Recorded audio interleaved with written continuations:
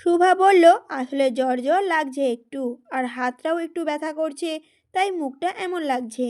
শুভা নরম গলার ঠান্ডা আওয়াজে তানভীরের কাছে খটকা লাগে, কিন্তু রাতপুরি তো তার কাছে মিথ্যা বলবে না, তাই সন্দেহ করেও করে না তানভীর। তানভীর বলে ওঠে, আচ্ছা আমি ডাক্তার পাঠাচ্ছি। শুভা বলল, না না ডাক্তার লাগবে না। তানভীর বলল, কেন লাগবে না? শুভা বলল, আমি ঠিক আছি। তানভীর বলল, কিন্তু আমি ঠিক নাই, আমি ডাক্তার পাঠাচ্ছি। কথাটা বলেই তানভীর তার কথায় অটল থাকে। একবার যেটা বলবে সেটা করেই ছাড়বে। কিন্তু এত রাতে আর কোনো সন্দেহের শিকার হতে চায় না শুভা, তাই বলে ওঠে, তানভীর।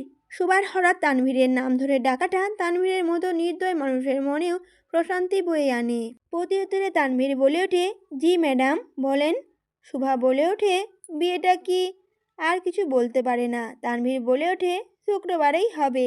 এবার শুভা বলে ওঠে, আমি তো এখনো সুস্থ নই। প্রতি উত্তরে তানভীর বলে ওঠে, আমি করে দেব, ডোন্ট ওয়ারি। তানভীরের এমন কাট কথা শুভা বুঝতে পারে যে তাকে আটকানো এত সহজ নয়। ঝড় তুফান আসলেও তানভীর এক কথায় অটল।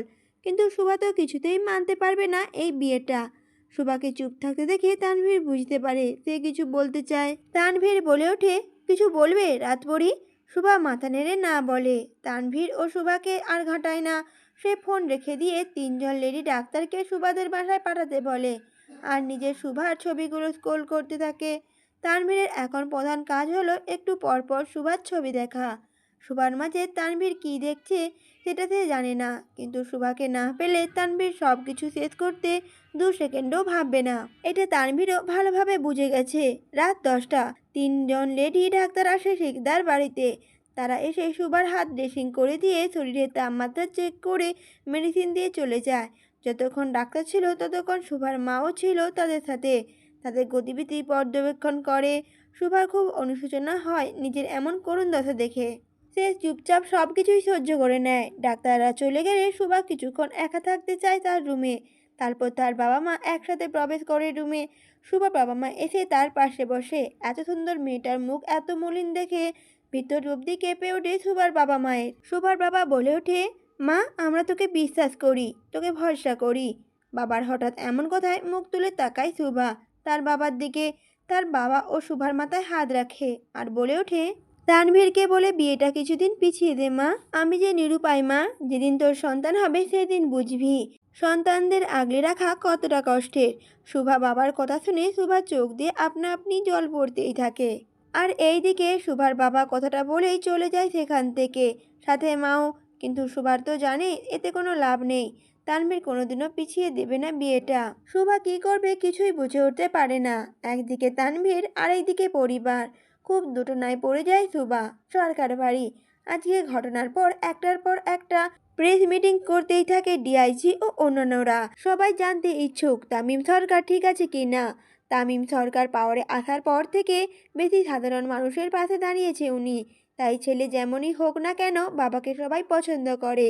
প্রেস মিটিংয়ের জন্য তৈরি হচ্ছিল তামিম সরকার।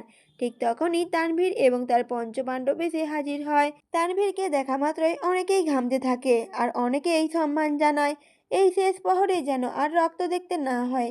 মনে মনে তারা বলে, তানভীর এসেই তার আব্বাজানের সাথে দাঁড়ায়।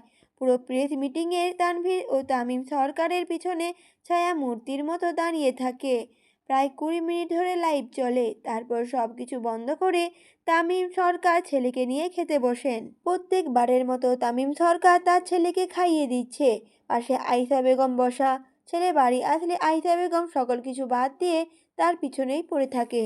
তামিম সরকার বলে ওঠেন, যার সাথে দেখা করতে গিয়েছিলেন তার সাথে দেখা হলো আপনার? তামিম সরকারের এমন কোশ্চেন শুনে তানভীর মুচকি হাসি দিয়ে বলে ওঠে, আপনি কি লজ্জা পাচ্ছেন বাবাজান? তানভীর সরকারও আজকাল লজ্জা পায়। প্রতি উত্তরে তানভীর বলে ওঠেন, আব্বাজান। তানভীর এত বড় হয় নাই যে নিজের বাবার মুখে নিজের প্রেমিকার কথা শুনে একটুও লাজ লজ্জা পাবে না। আপনি আমার আব্বা গুরুজন। আপনার সাথে কথা বলতে গেলেও আমি হিসাব করে কথা বলি। যেখানে নিজের প্রেমিকের কথায় একটু তো লজ্জা দেয় আব্বা। নিজের বাবার প্রতি ছেলের এত শ্রদ্ধা ও ভালোবাসা থেকে তামিম সরকার ও আয়েশা বেগমের মন জুড়ে যায়।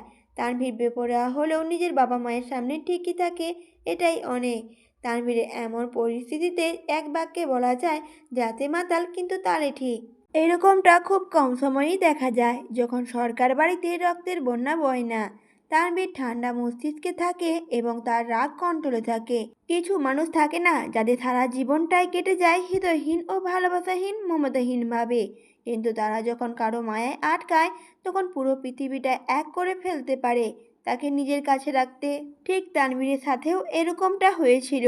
সেই জীবনে 28টা বছর একজন হিংস্র মানুষ হিসেবে কাটিয়ে দিলেও শোভা তার জীবনে আসার পর তার পাথরের মতো মন ধীরে ধীরে গলতে শুরু করে দেয়। তানভীরকে দেখলেই যারা সবাই ভয় পায়, কিন্তু তানভীর চায় ওই সবাই মধ্যে শোভা যেন না পড়ে। তানভীর চায় শোভা তাকে ভালোবাসুক, খুব ভালোবাসুক, তাকে নিজের বুকে আগলে রাখুক, তার আঁচলে বেঁধে রাখুক। তানভীরকে যখন হাজারটা খুন করত তার বিন্দুমাত্র কষ্ট লাগতো না। সেই মানুষটি একদিন খুব কষ্ট পেয়েছিল, অনেক কষ্ট পেয়েছিল, যেদিন সে শাড়ি পরার অপরাধে সুবাকে গালে থাপ্পড় ও আগুন দিয়ে তার হাতের অনেকটুকু অংশ পুড়িয়ে দিয়েছিল।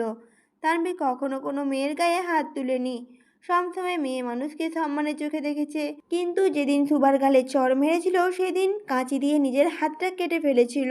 তানভীর ঠিকঠাকভাবে তার ভালোবাসা প্রকাশ করতে পারে না ঠিকই, কিন্তু সুবার জন্য তানভীর যে কোনো ভাষায় নিজের ভালোবাসা প্রকাশ করতে ইচ্ছুক। পরের দিন ইলেকশন যত ঘনিয়ে আসছে তানভীরের ব্যস্ততাও বেড়ে যাচ্ছে, কিন্তু এত কিছুর মাঝেও 5 দিন পর তার শখের নারীকে নিজের করতে চলেছে সেটা সবসময় তার মাথায় চলে। খুব সকালে থেকে উঠে তানভীর আজকে তাকে যেতে হবে পার্লামেন্টে। বিরোধী দলের নেতারা কোনো একটা ধামাচাপা দেওয়া বিষয় তুলে আনে, সেটা দেখার জন্যই তানভীরের সংসদে যাওয়া। কিন্তু তানভীর একা নয়, সাথে তামিম সরকারও যাচ্ছে, কারণ সামনে এমপি নির্বাচন। আর এমপি নির্বাচন হবার সংসদে মন্ত্রী নির্বাচন হয়। 300 আসনের মধ্যে যেই দল বেশি সংখ্যায় ভোট পায় সেই দল ক্ষমতায় আসে এবং তারা নিজেদের মধ্যে থেকে একজনকে মন্ত্রী নির্বাচন করে। এখানে তানভীর যে এমপি নির্বাচনে জয়লাভ করবে এটাতে শতভাগ শিওর সে। কিন্তু সংসদে এই 300টি আসনের মধ্যে 290টি আসন যেন তামিম সরকারের পক্ষে আসে, এটা নিয়ে তানভীরের পরিকল্পনা। এর মাঝে তানভীরের একটা খটকা লেগেই থাকে। তাদের দল ক্ষমতা অর্জন করার পর প্রধানমন্ত্রী হিসেবে তামিম সরকারের জায়গা কেউ চালাকি করে অন্য কাউকে দেবে কিনা এটা নিয়ে বেশ সন্দেহ রয়েছে তানভীরের মধ্যে। কিন্তু তাদের চিন্তার কোনো বিষয় নয়, যেখানে টাকা দিয়ে বাঘের চোখ কেনা যায় সেখানে সবই সম্ভব টাকা দিয়ে। তানভীর প্রতিদিনের মতো আজকেও সেম একই গেটআপে বের হয়েছে, কিন্তু আজকে সাদা পাঞ্জাবিতে একদম যুবরাজ লাগছে তাকে। তানভীর নিচে নেমে এসে দেখে তামিম সরকার তার জন্য অপেক্ষা করে বসে আছে নিচে। তানভীর উপর থেকে নিচে নেমে এসে চেয়ার টেনে বসতে বসতে বলে ওঠে, শুভ সকাল আব্বাজান। তখন তামিম সরকার বলে ওঠে প্রত্যুত্তরে, শুভ সকাল বাবাজান। তামিম সরকার ছেলেকে বলে ওঠেন, ঘুম হলো ঠিকঠাক? তানভীর প্রত্যুত্তরে বলে ওঠে, হ্যাঁ বাবাজান হয়েছে। প্রত্যুত্তরে তামিম সরকার বলে ওঠেন, চলেন তাহলে বের হই, নাস্তাপাট অফিসেই করব আজ। প্রত্যুত্তরে তানভীর সম্মতি জানায়, আর তারপর তানভীর সরকার ও তামিম সরকার বের হয়ে যায় আর তাদের পিছু পিছু হাঁটতে থাকে হাই সিকিউরিটি ড্রোন। গাড়িতে ওঠে বিভিন্ন বিষয় নিয়ে আলাপে মগ্ন হয়ে উঠে পড়ে দুজনে। সংসদ ভবন। তানভীর ও তামিম সামনে পিছনের ডেস্কে বসে, তাদের পাশে পাশে বাকি এমপি ও বিরোধী দলের এমপিরা বসে। সকাল 10টা 30 এর সংসদে আলোচনা শুরু হয়। মাননীয় স্পিকার আসার পর সকলে দাঁড়িয়ে তাকে সম্মান প্রদান করেন এবং ধীরে ধীরে কাজকর্ম শুরু হয়। আজকে পার্লামেন্টের বিষয় ছিল তামিম সরকারের বিরুদ্ধে দুর্নীতির অভিযোগ। মকলেশ বসু আজকে খুব কড়া একটা মুড নিয়েই বসে আছে। না, তামিম সরকারকে আজ একটা হেনস্থা ও আসন্ন প্রধানমন্ত্রী নির্বাচন থেকে সরাতেই হবে। মকলেশ বসু বলে ওঠেন, মাননীয় স্পিকার, একজন প্রধানমন্ত্রী যদি সরকারের টাকা মেরে নিজের পকেট ভরায় তাহলে দেশ কিভাবেই চলবে? মকলেশ বসুর কথা শুনে তামিম সরকার চুপচাপ বসে থাকলেও তানভীর খুব কড়া নজরে ঘাড় বাঁকিয়ে তাকায় তাদের দিকে। তিনি আরও বলতে থাকেন, তামিম সরকার গত 15 বছরে দেশের সাধারণ জনগণের টাকা মেরে নিজের পকেট ভরিয়েছে।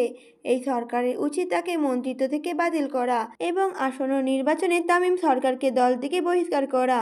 এমন জোর দ্বারা কি দেশ চলে মাননীয় স্পিকার? মকলেশ বসুর কথা শেষ হওয়ার সাথে সাথে তানভীর বলে ওঠে, আই অবজেক্ট মাননীয় স্পিকার। তানভীরের দাঁড়ানোর সাথে সাথে মকলেশ সহ বিরোধী দলের নেতারা একটু ঘামতে শুরু করে। তানভীর চোখ বন্ধ করে নিজের রাগ কন্ট্রোল করে। এটা সংসদ না হলে যদি অন্য কথা হতো এতক্ষণে মকলেশ বসুর 4 টুকরো লাশ বুড়িগঙ্গায় ভাসত। তখন স্পিকার বলে ওঠে, প্রসিস। তানভীর বলে ওঠে, ধন্যবাদ মাননীয় স্পিকার। তানভীর একটু বাঁকা হাসি দিয়ে মকলেশ বসুর দিকে তাকায় আর ঠোঁট এলিয়ে বলতে থাকে, মাননীয় স্পিকার, গত 15 বছর ধরে আমার মন্ত্রী তামিম সরকার এই দেশ এবং দশের জন্য কি কি করেছে সেটা জনগণের জানা, এবং রাজত্ব করের প্রতিটি হিসাব উনি দিতে পারবে। কিন্তু মাননীয় স্পিকার, যিনি আসলেই চুরি করে কানাডায় নিজের কোটি কোটি টাকার অবৈধ সম্পত্তি গড়েছে, সে কি নিজের যত চুরির হিসাব দিতে পারবে?